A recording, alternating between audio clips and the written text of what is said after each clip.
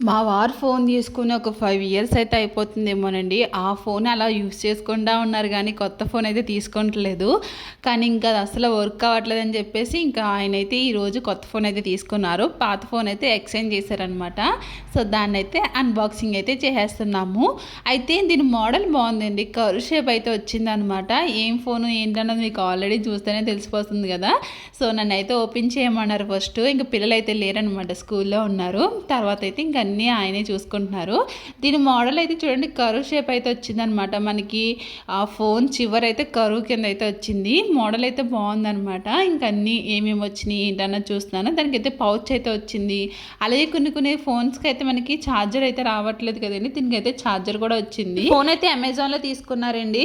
అంటే పాత phone exchange చేసి ఈ ఫోన్ అయితే తీసుకున్నారనమాట. ఇంకా అందులో ఏమేమి వచ్చినాయి ఏంటన్నది అన్నీ చెక్ చేస్తూ ఉన్నాను. మీకు ఈ ఫోన్ లింక్ కావాలితే మాత్రం కామెంట్ చేసేయండి.